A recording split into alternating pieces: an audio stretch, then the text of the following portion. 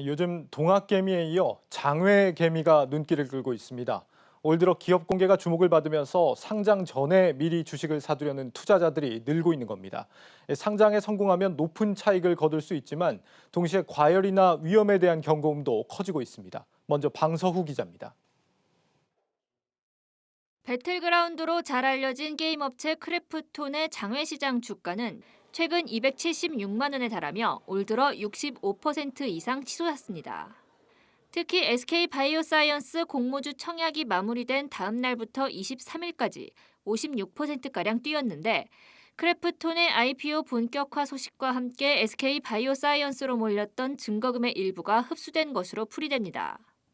연내 상장을 준비 중인 야놀자 역시 지난해 30만 원에 거래되다 무상증자 직전인 올해 2월 말 110만 원으로 270% 가까이 상승했고 카카오뱅크도 주당 8만 원 가까이 거래되며 투자자들로부터 시가총액 32조 원 이상의 가치를 인정받고 있습니다.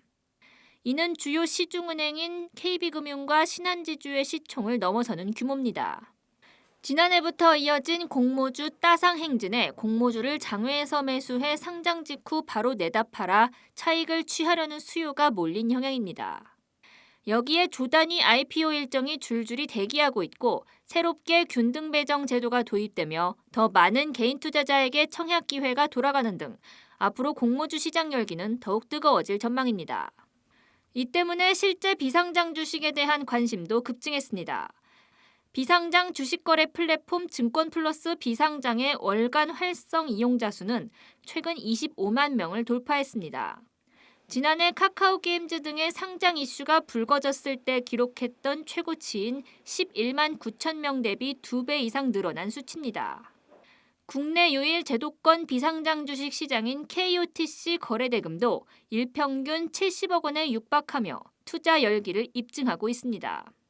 IPO 시장도 뜨겁고 그리고 또 이제 새로운 투자처는 비상장 주식 시장에 많이 투자를 시작하시고 그래서 거래 자체는 이제 많이 늘어난 것 같아요. 소액주주가 이제 중소중견 벤처기업을 저희 시장에서 거래를 하면 양도세 면제가 돼요. 수반되는 비용을 줄일 수 있는 그런 부분이 있을 거고요.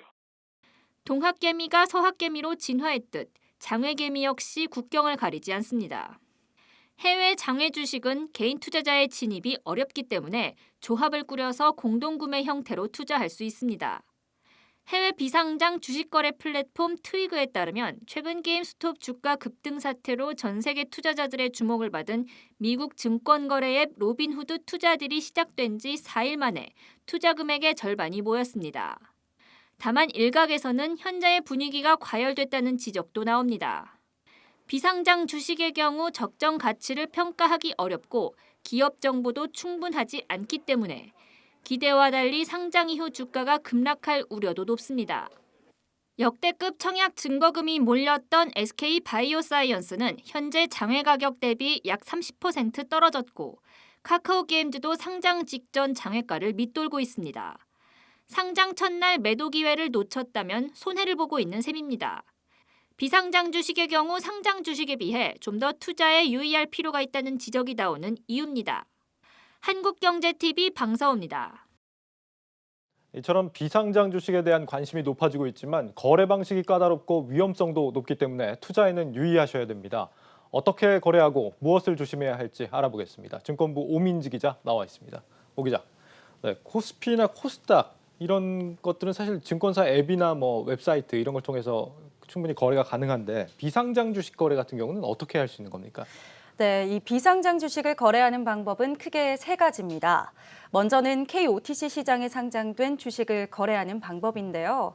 금융투자협회에서 운영하는 장외 주식시장에서 기존 주식 투자를 하시는 분들이라면 누구나 참여하실 수 있습니다. 예. 이용하시는 증권사의 HTS나 MTS를 통해서 거래하실 수 있습니다. 그래서 거래 방식 역시 상장 주식과 유사한데요. 동일하게 다대다로 진행됩니다. 그러니까 여러 명의 투자자들이 참여해서 투자가 이루어지는 겁니다.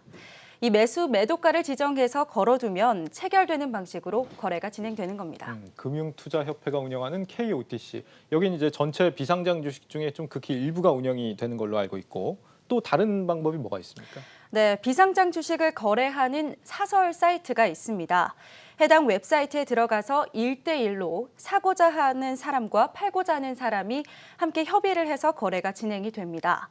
사거나 팔고 싶은 사람이 먼저 게시판에 가격과 수량을 적어서 올리면 그 게시글 조건에 거래를 하고자 하는 사람이 연락을 해서 거래가 되는 방식입니다. 네. 투자자들이 각자 알아서 거래 대상을 찾아야 하기 때문에 번거롭고요. 또 게시글을 하나하나 확인하면서 수량과 또 가격을 체크해야 한다는 점에서 귀찮을 수 있습니다. 예. 네, 대표적으로 증권 플러스 비상장이라는 어플을 통해서도 거래가 가능한데요. 암호화폐 업비트의 운영사인 두나무와 삼성증권이 함께 운영하는 플랫폼입니다. 그래서 삼성증권 계좌가 있어야 이용이 가능합니다. 이 1대1 협의를 통해서 거래를 해야 한다는 점은 사설 사이트와 동일하지만요. 어플 기능으로 더 편하게 거래 대상을 찾을 수 있다는 장점이 있습니다. 그러니까 사설 웹사이트를 이용해서도 이 비상장 주식 거래가 가능한데 특히 이제 모바일로 거래할 사람들의 경우에는 이 증권 플러스라는 이런 어플을 통해서도 가능하다 이런 얘기군요. 네, 맞습니다. 네. 각 플랫폼별로 좀 장단점이 있습니까? 어떻게 다릅니까? 네, 거래 방식이 다른 만큼 플랫폼별로 장단점도 다릅니다. 먼저 세금 측면에서 살펴보면요. 예. 비상장 주식 거래 시에 고려해야 할 세금이 총 3가지입니다. 양도소득세와 증권거래세, 또 부동산 취득, 간주취득세가 있는데요. 부동산 간주취득세는 과점주주의 경우 부동산을 함께 취득하는 것으로 간주해서 매겨지는 세금입니다. 그래서 과점주주가 될 만큼 대규모로 주식 거래를 하시는 것이 아니라면 이 양도소득세와 증권거래세만 신경 쓰면 됩니다. 먼저 양도소득세는 모든 플랫폼에 동일하게 중소기업 10%, 중견 대기업은 20%가 적용됩니다. 다만 예외적으로 KOTC는 거래 촉진을 위해 중소, 중견기업 소액 투자자에게 비과세 혜택을 적용합니다. 따라서 지분율이 4% 미만이고 투자금이 10억 원 미만인 소액 투자자는 양도소득세를 면제받을 수 있습니다. 소액 투자자 기준이 10억 미만이었군요. 네. 예, 소득세 측면에서는 KOTC가 유리한 것으로 보이고 그러면 증권거래세 측면에서는 어디가 유리합니까? 네, 이 증권거래세가요. 올해부터 좀 전체적으로 인하되기는 했습니다. 네. KOTC 시장에서 증권거래세는 조금 인하돼서요. 0.23%가 적용이 되고요. 다른 비상장 주식거래에서 발생하는 증권거래세는 0.43%로 KOTC에 적용되는 증권거래세율보다 약 2배 가까이 높습니다. 또 세금은 아니지만요. 매매 수수료라는 게 있습니다. 예. 네, 사설 비상장 주식거래 사이트의 경우는 매수자와 매도자가 직접 협의를 해서 거래하는 방식이기 때문에 이 매매 수수료가 없고요. 반면 KOTC는 증권사마다 다르지만 일반적으로 0.014%의 매매 수수료가 부과가 됩니다.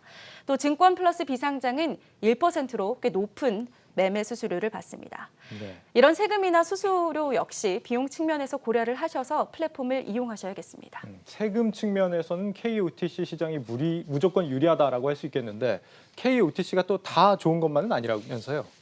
네, 그렇습니다. 이 말씀하신 대로 세금 측면에서는 KOTC가 가장 유리하지만요. 예. 이 종목 수가 적다는 치명적인 한계가 있습니다.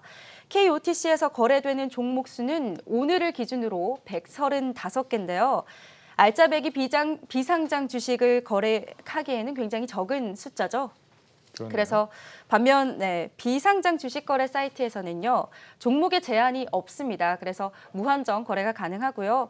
증권 플러스 비상장에서는 5,200여 가지의 증권 종목이 상장되어 있습니다. 예.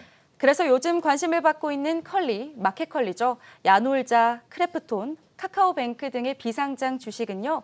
KOTC가 아닌 일반 사설 사이트나 증권 플러스 비상장에서 이용하셔야 합니다. 종목 면에서 보면은 사설 거래 사이트가 가장 무제한이니까 종목이 많은 것 같고 그 다음이 이제 모바일 서비스인 증권 플러스, 그 다음이 이제 KOTC 순이다 이렇게 볼 수 네. 있겠는데 비상장 주식 투자할 때 조심해야 될 점이 있다면 어떤 겁니까?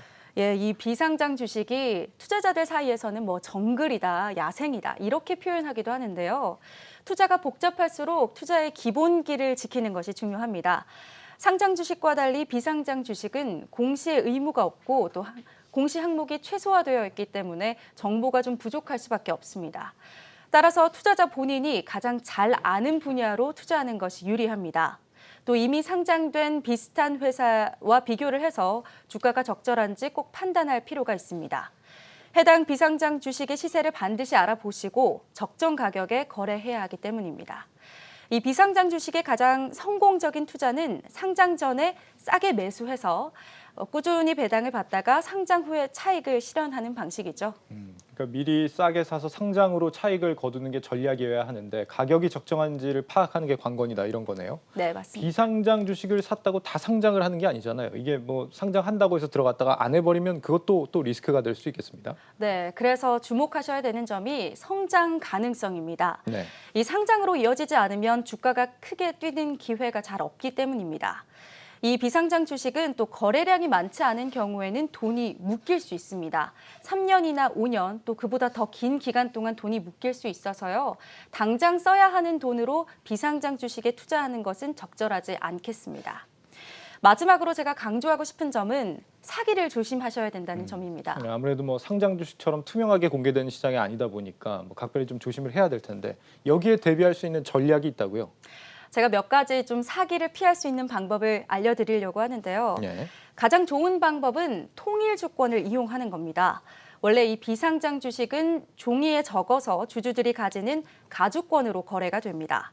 이 방식은 굉장히 번거롭고 또 사기의 위험성이 있어서 좀 통일된 규격으로 거래를 할 수 있도록 만든 것이 이 통일 주권인데요. 네. 통일 주권을 이용하면 직접 만나지 않고도 또 거래가 가능하고요. 실제로 주식을 매수했다라는 점을 자신의 계좌를 통해서 확인할 수 있습니다. 그래서 통일 주권이 발행된 주식으로 거래하시는 것이 안전하겠습니다. 또 1대1로 거래하실 때는 이 연락을 해야 되잖아요. 네. 이때 콜렉트콜을 이용해서 전화를 한번 걸어보면 수신자 부담 전화. 네, 얘기하는 거죠? 맞습니다. 예. 그래서 상대방의 사정으로 연락이 되지 않는다, 연결되지 않는다라고 한다면 대포폰일 가능성이 높습니다. 이럴 때는 사기의 위험성이 좀 있다라는 말이죠. 네, 비상장 주식은 이래저래 좀 제약들이 많은 것 같습니다. 오늘은 여기까지 듣겠습니다. 증권부 오민지 기자였습니다.